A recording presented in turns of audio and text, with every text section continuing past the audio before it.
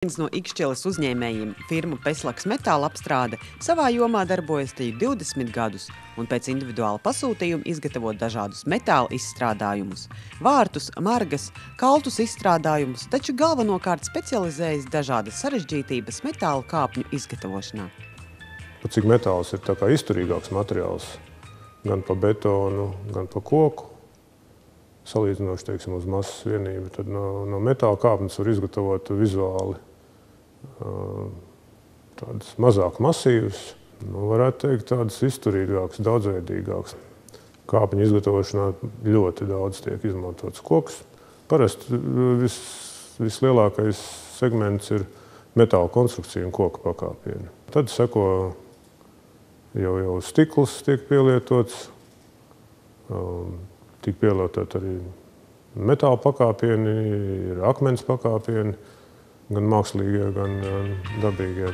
Bieži vien privāta māju būvniecības procesā kāpnēm nav ierēķināta pietiekoši liela vieta, un tieši šaurām vietām ir lieliski piemērotas vītņu veida kāpnes. Kāpnes tas ir ceļš, kāpņu filozofija, tas ir ceļš pieņemsim, no pirmā stāva uz otro stāvu. Ja?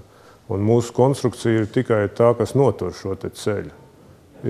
Daudzas firmas, teiksim, kas ir iesācēji lielākās kļūdas kāpņu projektēšanā, ir tas, kad viņi uzskata kāpnes kā metāla konstrukciju, kurai pieliek klāt pakāpienas, un neņem vērā šos te punktus, kas būtu jāievēro, lai pa šīm te kāpnēm būtu ērta kāpšana, gan uz augšu, gan uz leju.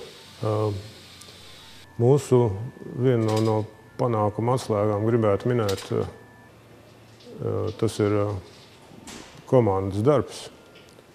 Un man viens no galvenajiem mērķiem ir sapulcināt labu komandu, labu amatnieku komandu, kas spēja gan projektēt, gan izgatavot, gan uzstādīt,